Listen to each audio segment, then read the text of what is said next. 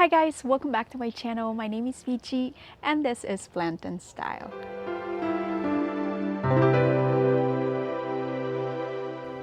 In today's video, first of all, I want to apologize for lack of content in the past couple of weeks, and that's because I went on a vacation with my family. Our last attempt to enjoy summer last weekend before the school starts. So we did that. We had a great time. We had a blast, and while we were on vacation, spider mites have been partying on my plants, unfortunately, and I'm gonna have to treat every single plant that I suspect is also infected with spider mites. And this solution that I use is really great for this kinds of pests in our home, and most especially spider mites.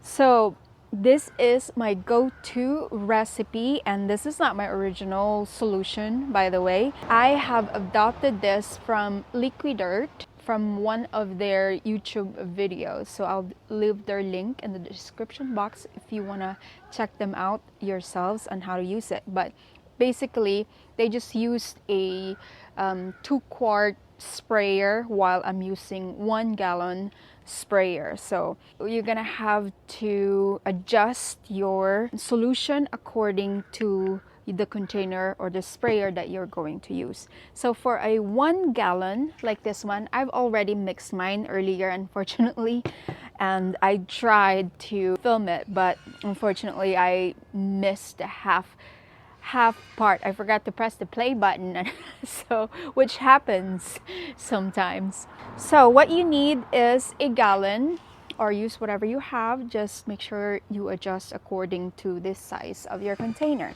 So for 1 gallon, you will need half a cup of Dr. Wood's tea tree oil. So this is just a Castile soap that I use, and this is the recommended brand from the original recipe. And you're also going to use a peppermint, same Castile soap but with peppermint. And peppermint is great to repel the insects so they don't come back, or they will avoid your plant because they don't like that scent. You need half a cup of that, and then you'll also need 1 teaspoon and a third of a teaspoon, so 1.33 teaspoon of 3% hydrogen peroxide, and that is already calculated according to a 1 gallon of water mixture. So that's all you need. And the hydrogen peroxide is great to if you have mildew, molds, and it's also is good to sterilize your roots, add a boost of oxygen as well. And then lastly, you're going to need a 70% isopropyl alcohol, and 70% is the max that you can use to treat your plants. Anything more than that could harm your leaves, so just be mindful of that. You're gonna need 2 cups of this for a gallon of water. So you should also, by the way, add your water first, like have maybe like 3/4 all the way full, and then add your ingredients. So that way, you know, because it's soap, when you put your water, it's gonna start bubbling and you're gonna have a hard time mixing it. You're gonna have to wait for the bubble to subside. So yeah, just pro tip, just so you don't waste time. So yeah, and that's what I did here. And this is, I've already used this for 3 plants actually, and I have used it on my Alocasia frydek. Unfortunately, it is one of the lucky ones that caught the spider mite, which is not surprising because spider mites do love frydeks or Mycolizianas. For some reason, use the entire solution, by the way, because the alcohol will evaporate, so you will lose the effectiveness. So don't mix a big solution if you don't need it, you know. So there it is, and we're gonna keep going and spray what we can. It's really loud out here, and yeah, we're gonna have to get to work. Okay. This is one of my original plants. This is my Philodendron gloriosum. This is just a regular form, and it's very hard to see in the camera, but you can see some like dots, speckles on the edges, and that usually indicates spider mite damages right there. And this one actually has a little bit of webbing already, so yeah, we're gonna have to treat that.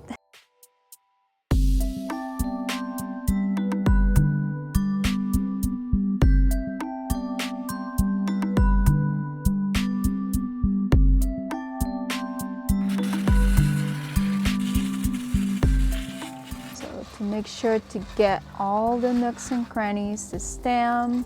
Yeah, I don't really care if it goes to the reservoir because I normally would just change the reservoir. I like to actually kind of spray on the top of the substrate as well, just in case something fell in there. So like it said, it's very safe for your plant, so you don't have to worry about it getting to your roots. You can rinse that off afterwards. Flush your substrate and then let it dry. Air it out without rinsing it. Next is this Philodendron verrucosum Amazon Sunset. Here you can see some webbing, some white little things, eggs probably. So yeah, so this is already very prone to spider mites. Usually verrucosum is known for that, and this one definitely is infested, and I'm gonna give it a try and see if I can save this leaf. May not be worth it. I might have to completely cut this leaf off, but this plant only has 3 leaves, so I'd rather keep it if I can. So yeah.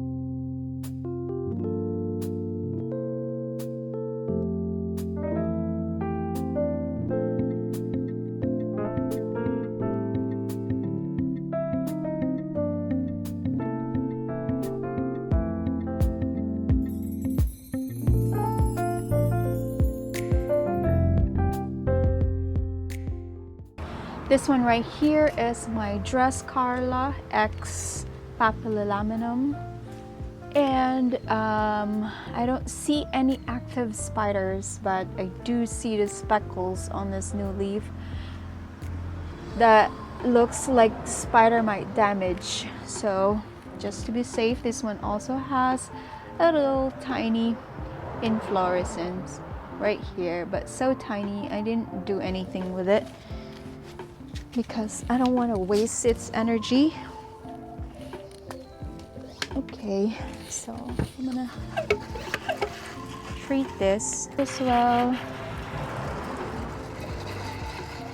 front and back.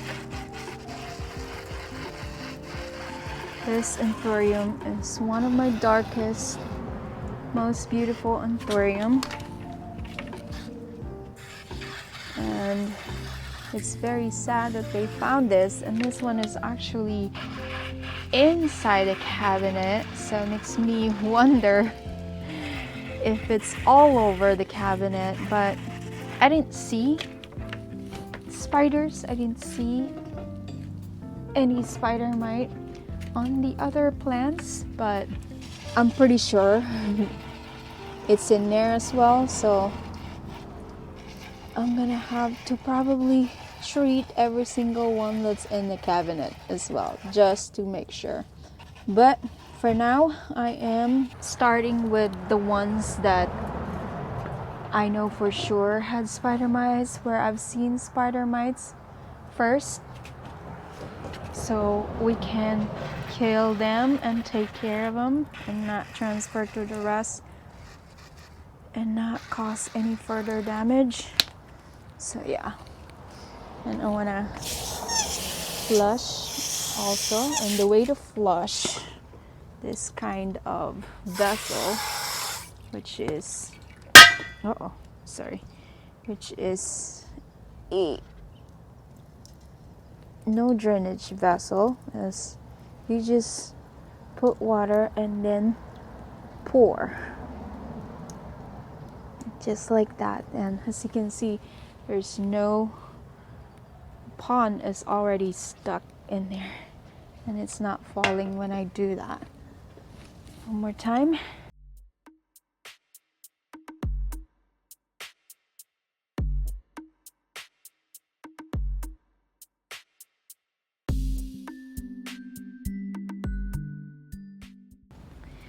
This one right here is a major infestation, and I don't think I'll be able to save these leaves. I'm probably just gonna trim them off, but here you can clearly see over here.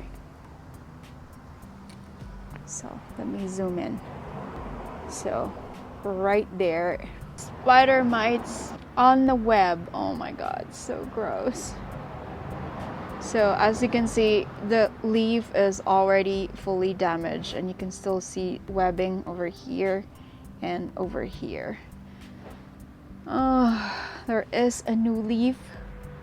I've already lost a leaf there, so I'm still going to spray it down to hopefully kill this spider mites first before I get rid of the leaves. Oh my god. This is another spider mite favorite, unfortunately. That's why I can never have more than 2 healthy leaves on this. It's always under attack. Oh my god. Poor guy. This is the philodendron serpens. It is completely a rehab again because of spider mites. So I'm gonna treat it first and see what happens.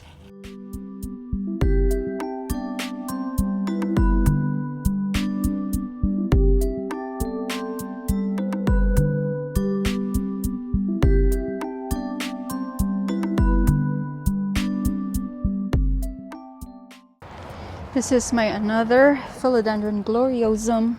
This is the zebra variety.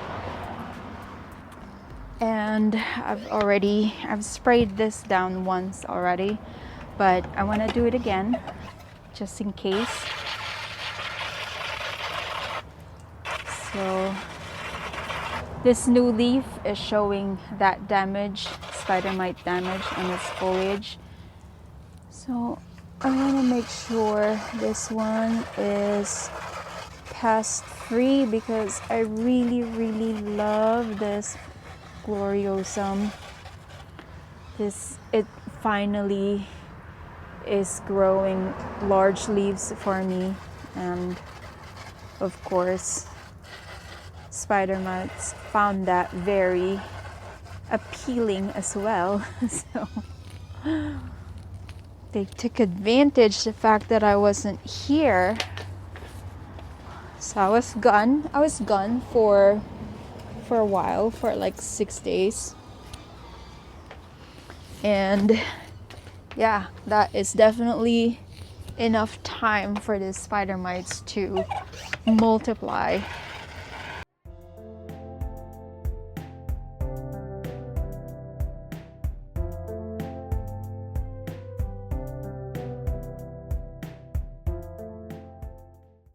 This multiflora right here, this one I received as a single leaf rooted cutting, and I don't know why the spider mite got into this cabinet.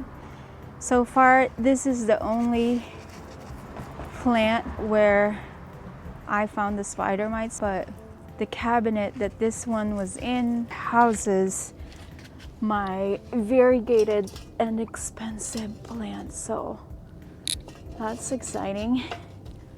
Not.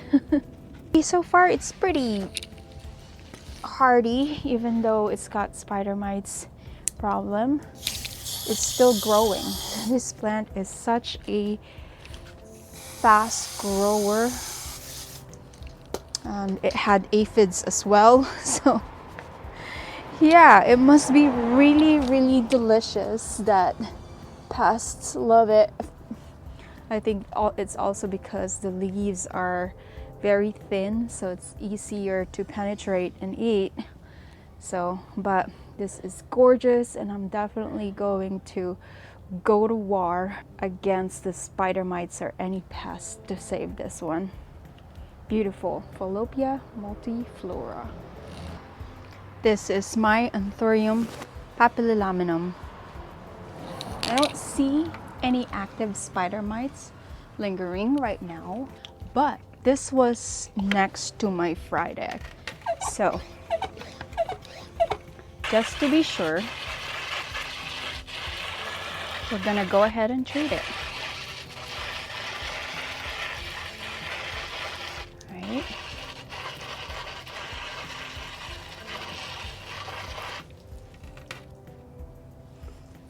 Turn around and look at how beautiful this is. The leaf, the newest leaf, and it's also got some inflow. And look at that back. Oh goodness, so beautiful.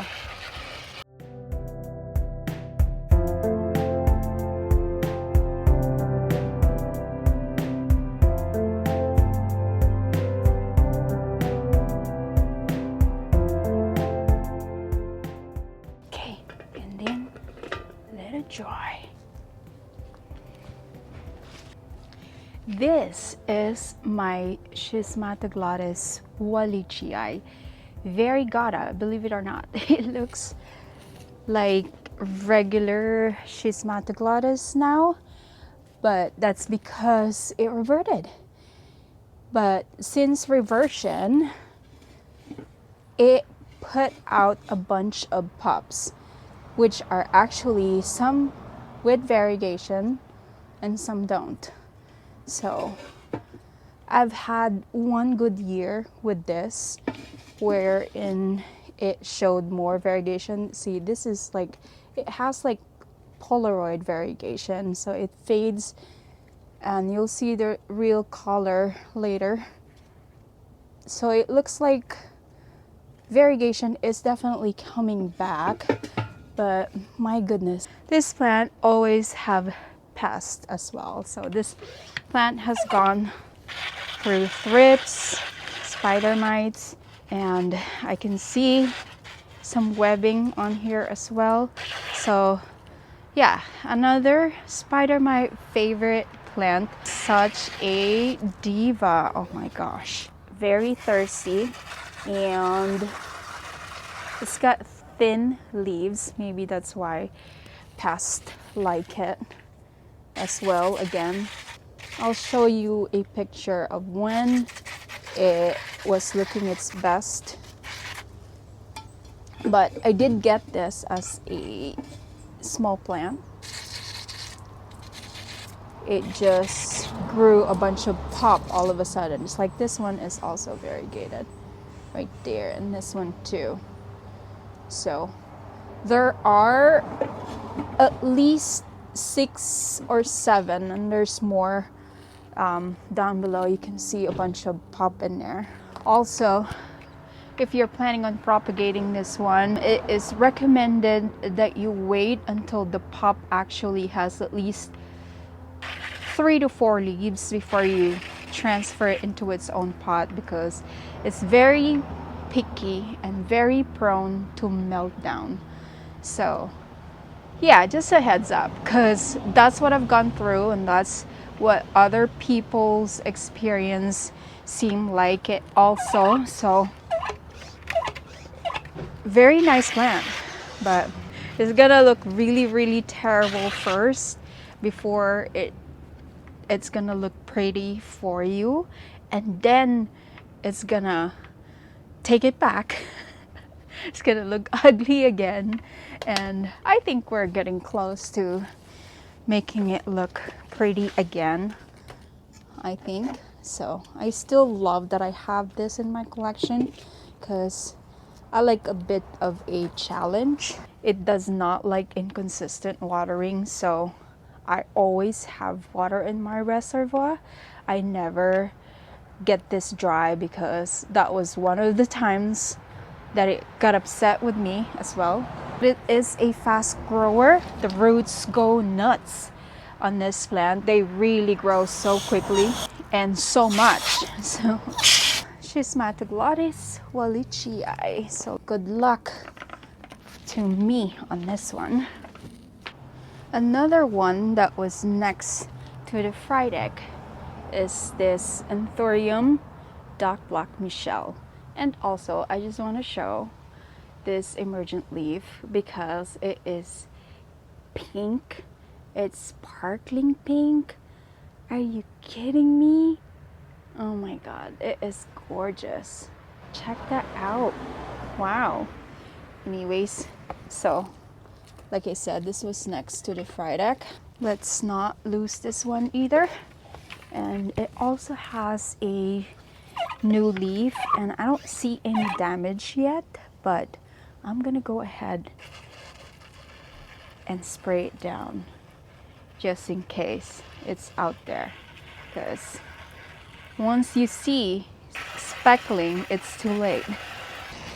This is more of a preventative since it was sitting next to the infested one.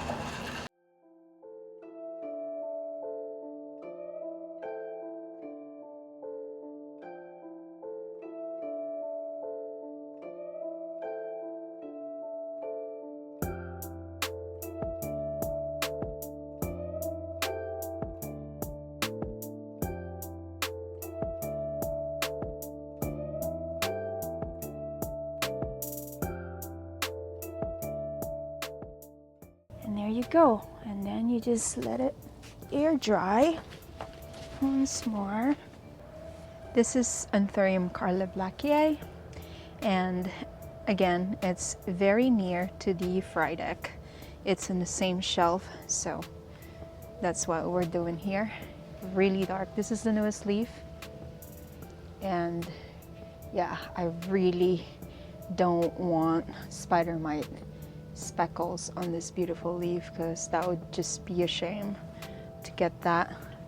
So we're gonna go ahead and clean the leaves to prevent that, just in case. And it's also is very, very pregnant, probably ready to be harvested very, very soon. Right there.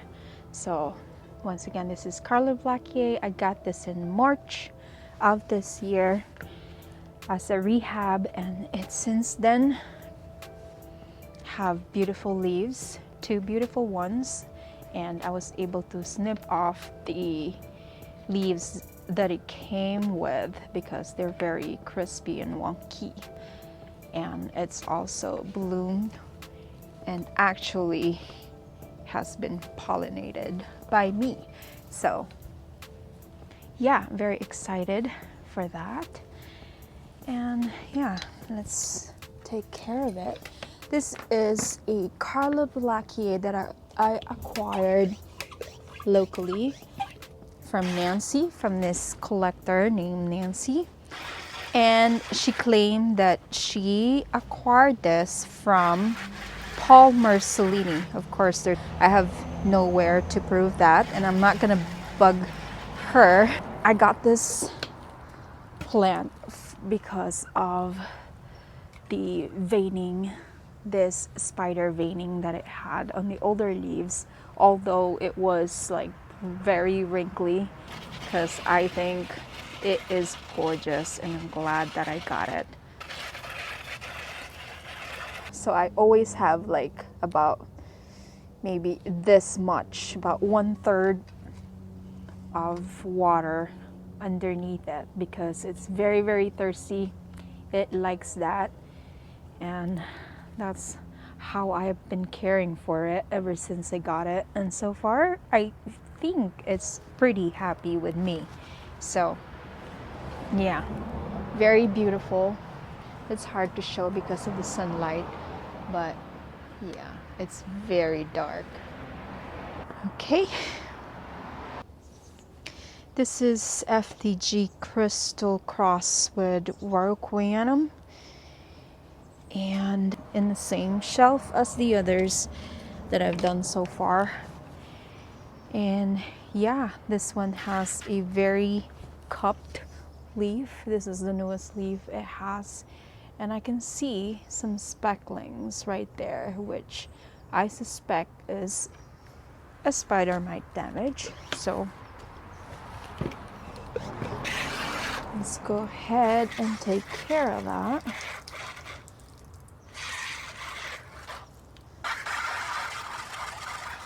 It's got very, very beautiful veining, very silvery, kind of like silver blush. This was the very first leaf it grew under my care. Check that out. It looks like a silver blush.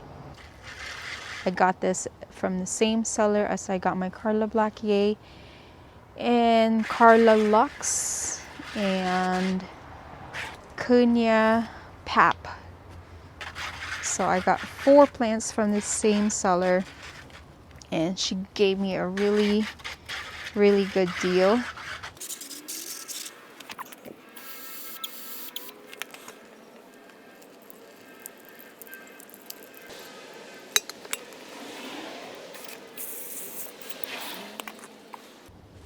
This is my King Anthurium, or the Anthurium veitchii, and this is the newest leaf this season.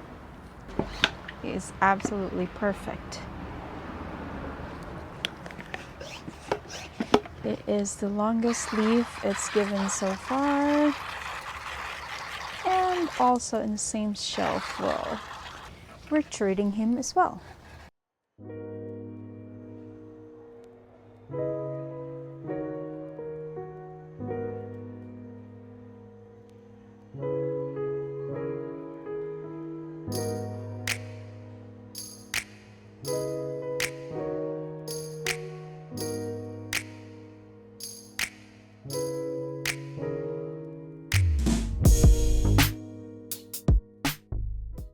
This one is my favorite pink variegated plant, I think. Check that out, you guys. I got this with only one variegated leaf, which was this. This is the mother leaf that it came with. And then every single leaf that I grew under my care are just pinky and beautiful. Oh my god, look at that marbling. I love the gray in between colors as well. Look at that layer of just gorgeous colors. The new leaf also has beautiful, not much, but absolutely gorgeous. So we are treating this as a preventative because it's a thinner leaf. By the way, this is the Homalomena Pink Diamond, or the CF Aromatica.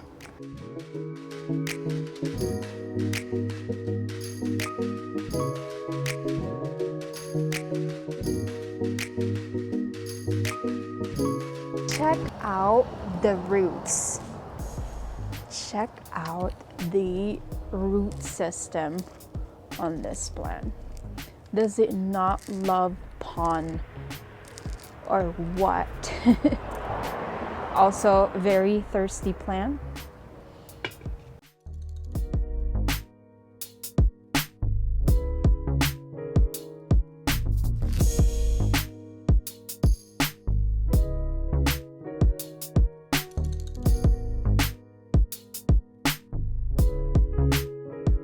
And there you have it, guys, for today's video. I hope you are able to treat your plants with spider mites as well. I hope this helps you. Anyways, if you like this video, please don't forget to give it a thumbs up. Subscribe to my channel.